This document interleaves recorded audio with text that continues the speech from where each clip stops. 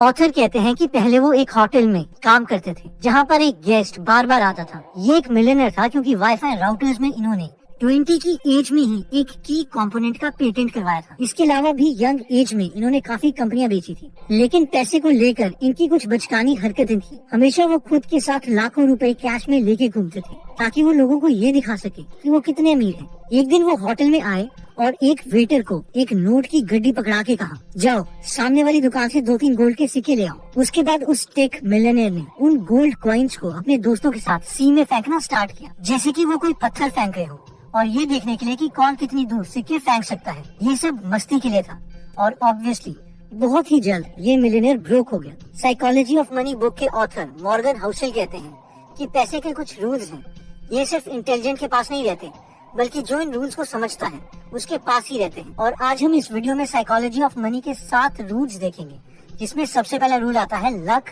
And risk. Bill Gates जब 13 साल के थे तब उन्हें क्लासमेट मिला जिसका नाम था पॉल एलन। एलन ऑब्सेस्ड थे अपने स्कूल कंप्यूटर से और दोनों की जोड़ी बन गई। उस टाइम पर कंप्यूटर्स बहुत नए थे और हर किसी स्कूल के पास कंप्यूटर्स नहीं होते थे, लेकिन लेक साइड स्कूल एक ऐसी जगह थी जिन्होंने उस वक्त कंप्यूटर्स में इन्वेस्ट किया था। अगर एग्जैक्ट कैलकुलेशंस की बात करें तो 1968 में 303 मिलियन बच्चे थे जिनकी एज हाई स्कूल में जाने लायक थी। इनमें से 18 मिलियन बच्चे यूनाइटेड स्टेट्स में रहते थे, जिसमें से 2,70,000 बच्चे वॉशिंगटन स्टेट में थे, 1 लाख सियाटल एरिया में थे और सिर्फ 300 बच्चे लेक साइड स्कूल में पढ़ाई कर रहे थे। यानी 1968 में 303 मिलियन में से सिर्फ 300 बच्चों के पास अपॉर्चुनिटी थी कि वो कंप्यूटर्स पर काम कर सके, यानी 1 in a million अपॉर्चुनिटी। और उन 300 बच्चों में से बिल गेट्स एक बच्चे थे। बिल गेट्स ने खुद माना था कि अगर लेक साइड नहीं होता तो माइक्रोसॉफ्ट नहीं बन पाता। लेकिन क्या आपको केंट इवेंट्स की स्टोरी के बारे में पता है? केंट भी उन 300 बच्चों में से एक थे जो लेक साइड स्कूल में बिल गेट्स के साथ पढ़ाई कर रहे थे। बिल गेट्स और केंट 8th स्टैंडर्ड में एक बहुत अच्छे फ्रेंड्स बन गए थे और बिल के अकॉर्डिंग केंट मैथ्स में एक्स्ट्रा ऑर्डिनरी थे।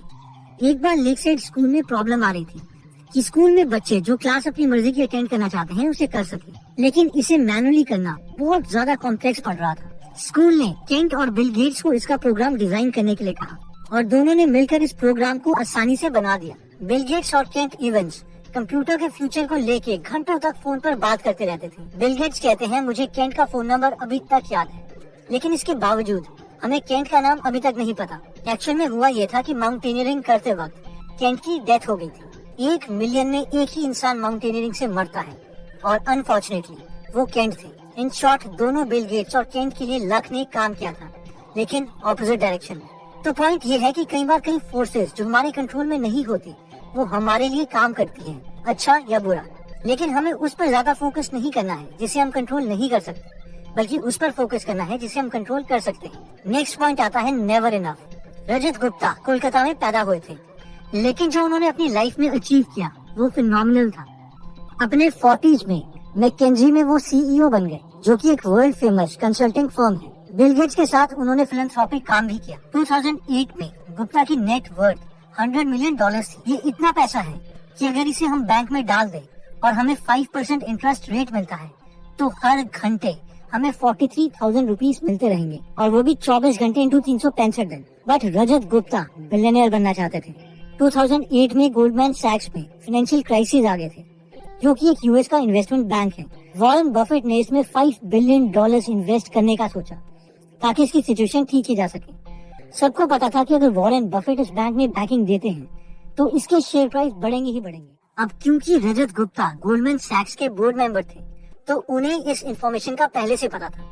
गुप्ता ने राज रत्नम को कॉल किया और कुछ ही टाइम में राज ने गोल्डमैन सैक्स के 1,75,000 शेयर्स खरीद लिए। जैसे ही ये डील अनाउंस हुई कि वॉरेन गोल्डमैन में $5 बिलियन इन्वेस्ट कर रहे हैं तो राज ने कुछ ही आवर्स में $1 मिलियन कमा लिए। इसके बाद पता है कि इन दोनों के साथ क्या हुआ? गुप्ता और राज इनसाइडर ट्रेडिंग के जुर्म में जेल चले गए। ऑथर कहते हैं कि हमें एक अमाउंट चाहिए होता है एक कंफर्टेबल लाइफ जीने के लिए, लेकिन उसके बाद सब हमारी लिटिल ईगो के लिए है। कई लोग ऐसा पैसा कमाने के लिए जो हमें नहीं चाहिए उस चीज को दांव पे लगा देते हैं जो हमें चाहिए, और ये एक बहुत बड़ी बेवकूफी है। इसलिए कई बार खुद पर एक स्टॉप लगाना भी जरूरी है। नेक्स्ट पॉइंट आता है कंफाउंडिंग कंपाउंडिंग। वॉरेन बफेट के ऊपर 2000 से भी ज्यादा बुक्स लिखी जा चुकी है और ऑब्वियसली सब मानते हैं कि वॉरेन एक बहुत ही अच्छे इन्वेस्टर है, लेकिन बहुत ही कम लोगों को पता है कि वॉरेन बचपन से ही बहुत अच्छे इन्वेस्टर थे। वॉरेन की नेट वर्थ अप्रोक्सीमेटली $84.5 बिलियन है, जिसमें से 99.6% वेल्थ यानी $84.2 बिलियन उन्होंने कमाए हैं अपने 50th बर्थडे के बाद, जिसमें से $81.5 बिलियन उन्होंने कमाए जब सारे रिटायरमेंट ले लेते हैं, यानी 60 की एज के बाद। बफेट ने इन्वेस्टिंग 10 साल से ही शुरू कर दी थी। एट एज 30 उनके पास $1 मिलियन थे। जस्ट इमेजिन अगर वो एक नॉर्मल इंसान होते और 20 की एज में वो कुछ नया करने के लिए सोचते, तब उनके पास 30 की एज में $25,000 के करीब होते। और अगर एक नॉर्मल इंसान की तरह 60 की एज में वो रिटायरमेंट ले लेते, तो अगर हम उनका नॉर्मल 22% रेट ऑफ रिटर्न लेते हैं, तो अभी उनके पास सिर्फ $11.9 मिलियन होते, यानी अभी की नेट वर्थ के 99.9% कम पैसे। ये है कंपाउंडिंग की ताकत। एनीवेज, क्या आपने जिम साइमंस का नाम सुना है? जिम हेज फंड के एक हेड हैं, जिन्होंने 1988 से पैसे को ऑन एन एवरेज 66% रेट से कंपाउंड किया है, जबकि वॉरेन बफेट ने करीबन 22% से कंपाउंड किया है। साइमन की नेट वर्थ करीबन $23 बिलियन है, यानी वॉरेन के करीबन 75% का। लेकिन ऐसा क्यों? ऑब्वियसली रीजन है कंपाउंडिंग। साइमंस ने इन्वेस्टमेंट स्टार्ट करी थी 50 की उम्र में, लेकिन वॉरेन ने 10 की उम्र में। इसलिए उनके पास वॉरेन से आधा समय था अपने पैसों को कंपाउंड करने के लिए। अगर वॉरेन की तरह जिम साइमंस को 70 साल मिल जाते पैसा कंपाउंड करने के लिए, और उनके पैसे 66% के रेट से कंपाउंड होते रहते, तो उनकी आज net worth 63 Quintillion 900 quadrillion 781 trillion 780 billion 748 million and $160,000 होती। कोई बात नहीं, डरना मत। अगर हम भी अपने पैसे को कंपाउंड करना चाहते हैं, तो इसका एक मेथड ऑब्वियसली है इन्वेस्टिंग, जिसमें हम प्रॉफिटेबल स्टेबल कंपनी के शेयर्स को लेके लंबे समय तक होल्ड कर सकते, ताकि वो कंपाउंड कर सके। इनका है फ्रीडम। ऑथर कहते हैं कि हैप्पीनेस की डेफिनेशन तो सबके लिए अलग है, लेकिन हर इंसान को एक चीज चाहिए, और वो है लाइफ में कंट्रोल और पैसा। और पैसा का जो सबसे अच्छा यूज है वो यही है कि हमें पैसा लाइफ में कुछ भी कभी भी करने की आजादी देता है। थोड़े से पैसे हमें फ्रीडम दे सकते हैं कि हम कुछ दिन काम से छुट्टी लेके कहीं घूमने जाएं, या अगर हम बीमार हो जाते हैं तो हम पर ज्यादा बोझ ना पड़े। अगर हमारे पास थोड़े और पैसे हैं तो हम वेट कर सकते हैं उस जॉब की जो हमें चाहिए, वरना हमें वही जॉब करनी पड़ेगी जो सबसे पहले मिलेगी। अगर हमारे पास 6 महीने का इमरजेंसी फंड है, तो हमें अपने बॉस से डरने की जरूरत नहीं है, क्योंकि हमें पता है कि 6 महीने में हम कोई और जॉब तो ढूंढ ही लेंगे। थोड़े और पैसे हैं तो हम बेशक कम सैलरी वाली जॉब ले सकते हैं, ताकि हमें उतना टाइम मिल जाए जिसे हम अपने फैमिली मेंबर्स के साथ गुजार सकें। इन शॉर्ट, पैसे से हम अपना कुछ टाइम फ्री कर सकते हैं, और यही पैसे अचीव करने का गोल होना चाहिए कि हमें कंफर्टेबल लाइफ चाहिए और लाइफ में कंट्रोल चाहिए, ना कि हमें शो ऑफ करके लोगों को दिखाना है कि लाइफ में हमने कुछ बड़ा अचीव किया है। नेक्स्ट पॉइंट कहता है man in the car paradox. Author कहते हैं कि जब वो होटल्स में काम करते थे, तो बहुत से लोग फरारी, लैम्बोर्गिनी, रोल्स रॉयस जैसी गाड़ियों में आते थे, और वो हमेशा उन गाड़ियों को देखते, लेकिन जस्ट इमेजिन, उन्होंने कभी उसमें बैठे इंसान को नहीं देखा। लेकिन हम सोचते हैं कि जब हम कार खरीदेंगे तो लोग हमें देखेंगे, ना कि कार को। होता ये है कि हमें लगता है कि हम सोचते हैं कि नई कार, नए कपड़े, कॉस्टली घड़ी खरीदने से हम लोगों को ये प्रूव कर देंगे कि हम अमीर हैं, हम लाइफ में सक्सेसफुल हो गए हैं। लेकिन टू बी ऑनेस्ट, जैसे कि हमें फर्क नहीं पड़ता दूसरों के पैसों से, बस हमें लगता है कि हमें भी उतने ही पैसे कमाने हैं। उसी तरह दूसरों को भी फर्क नहीं पड़ता हमारे गैजेट से। इसलिए ऑथर का बेटा जैसे ही पैदा हुआ, उन्होंने उसके फ्यूचर के लिए लेटर लिखा, जिसमें लिखा था, तुम्हें लगेगा कि तुम्हें वो एक्सपेंसिव घर या कार चाहिए, लेकिन ट्रस्ट मी, तुम्हें नहीं चाहिए, बल्कि तुम्हें बाकी लोगों से रिस्पेक्ट और एडमायरेशन चाहिए। नेक्स्ट पॉइंट कहता है सेव मनी। मान लीजिए कि इस वक्त हम दोनों की सेम नेटवर्क है, और आप मुझसे बेटर इन्वेस्टर हो। मैं 8% एनुअल रिटर्न ले सकता हूँ और आप 12%। लेकिन मान लीजिए कि मैं पैसों को थोड़ा बेटर मैनेज कर सकता हूँ, और मुझे खुश होने के लिए बहुत ही कम पैसे चाहिए। लेकिन आपको, जैसे जैसे आपके एसेट्स बढ़ते हैं, आपका खर्चा भी उतनी तेजी से बढ़ता रहता है, लेकिन फिर भी मेरे पास ज्यादा वेल्थ होगी, बेशक आप एक अच्छे इन्वेस्टर हो। क्यों? क्योंकि वेल्थ में इन्वेस्टमेंट से भी ज्यादा सेविंग का एक बहुत बड़ा रोल होता है। ऑथर कहते हैं कि सेविंग तब होती है जब हम ये समझें कि हाँ, हमें एक सर्टेन लेवल ऑफ इनकम तो चाहिए ही एक कंफर्टेबल लाइफ जीने के लिए, लेकिन उसके बाद वाली सारी इनकम हमारी ईगो के लिए है। नेक्स्ट पॉइंट कहता है कि wealth is the money that you do not see. Author हमेशा होटल में एक आदमी को देखते थे जो अपनी पॉश गाड़ी में एक्सपेंसिव कपड़े पहन के आता था। सब लोग उसे काफी अमीर और स्मार्ट समझते थे, लेकिन एक दिन वो पुरानी होंडा में आया, तो ऑथर ने उसे पूछा, तुम्हारी पॉश गाड़ी कहाँ गई? तो इस पर उस इंसान ने बिना शर्म के कहा, मैंने 70 लाख का लोन लिया था कार के लिए, जो डिफॉल्ट हो गया है, और कंपनी वाले उस कार को ले गए।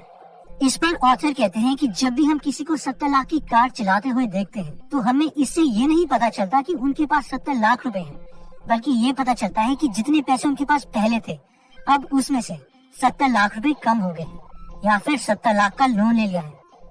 हमें से जब कोई बोलता है कि हमें मिलियनेयर बनना है तो इससे उन लोगों का मतलब ये नहीं है कि वो $1 मिलियन यानी 7 करोड़ रुपए चाहते हैं, बल्कि वो 7 करोड़ रुपए खर्च करना चाहते हैं। जबकि वेल्थ वो कार्स हैं जो हमने कभी खरीदी नहीं, वो बंगलो है जो हमने कभी खरीदा नहीं, वो वॉचेस है जो हमने कभी पहनी नहीं। ऑथर कहते हैं कि रियल वेल्थ जो है वो छुपी रहती है, इसलिए हमें वेल्थ पर ध्यान देना चाहिए, ना कि शो ऑफ पर। तो दोस्तों, इस वीडियो में हमने टोटल 7 पॉइंट्स देखे थे, जिसमें पहला था लक एंड रिस्क। इस पॉइंट में हमने देखा था कि कई बार कई फैक्टर्स होते हैं जो हमारे कंट्रोल में नहीं होते, लेकिन इसके बावजूद हमें उन पर फोकस करना चाहिए जो हमारे कंट्रोल में है। नेक्स्ट पॉइंट था नेवर इनफ। इस पॉइंट में हमने रजत गुप्ता की स्टोरी देखी थी कि कई बार इंसान के लिए $100 मिलियन यानी 700 करोड़ रुपए भी कम पड़ जाते हैं, इसलिए हमें पता होना चाहिए कि हमें कब अपनी ईगो पर स्टॉप लगाना है। नेक्स्ट पॉइंट हमने देखा था कंपाउंडिंग कंपाउंडिंग। इस पॉइंट में हमने देखा था कि जिम साइमंस की 66% रेट ऑफ एनुअल रिटर्न लेने के बावजूद वॉरेन बफेट से कम वेल्थ, और वो इसीलिए है due to law of compounding. Warren Buffett ने इन्वेस्टिंग 10 साल से शुरू कर दी थी, जबकि जिम साइमंस ने इन्वेस्टिंग 50 साल में शुरू की थी, इसलिए जिम की नेट वर्थ वॉरेन बफेट से 75% कम है। नेक्स्ट पॉइंट है फ्रीडम। इस पॉइंट में हमने देखा था कि पैसे का बेस्ट यूज ये है कि ये हमें लाइफ में कंट्रोल और फ्रीडम देता है, और हमें इसे इसी पर्सपेक्टिव से सोचना चाहिए। नेक्स्ट पॉइंट था man in the car paradox. इस पॉइंट में हमने देखा था कि जब हम सब एक दूसरे की कार देखते हैं या कोई महंगी चीज देखते हैं तो उस चीज के बारे में सोचते हैं, ना कि उस इंसान के बारे में। इसलिए जब हम भी कोई एक्सपेंसिव चीज खरीदेंगे तो लोग भी उस एक्सपेंसिव चीज के बारे में सोचेंगे, इसलिए इस पैराडॉक्स में हमें नहीं जीना चाहिए। नेक्स्ट पॉइंट था सेव मनी। इस पॉइंट में हमने देखा था कि इन्वेस्टमेंट के साथ साथ सेविंग का बहुत बड़ा रोल होता है, इसलिए शो ऑफ करने के बजाय हमें सेविंग पर ज्यादा ध्यान देना चाहिए। नेक्स्ट पॉइंट था wealth is the money that you do not see, जिसमें हमने देखा था कि वेल्थ वो नहीं है जो हम देखते हैं, बल्कि वो है जो हमारे पास सेव्ड रहती है। वो आइटम्स हैं जो हम दिखावे के लिए खरीदते नहीं है। दोस्तों, एनीवेज, अगर आपको लगता है कि ये वीडियो आपके किसी फ्रेंड या फैमिली मेंबर के काम आ सकती है तो आप ये वीडियो उनके साथ जरूर शेयर करें। अगर आप ऐसी नॉलेजेबल वीडियोस मिस नहीं करना चाहते तो सब्सक्राइब करने के बाद बेल का बटन दबाना मत भूलिएगा। आप कमेंट करके ये भी बता सकते हैं कि आप नेक्स्ट वीडियो किस टॉपिक पर चाहते हैं।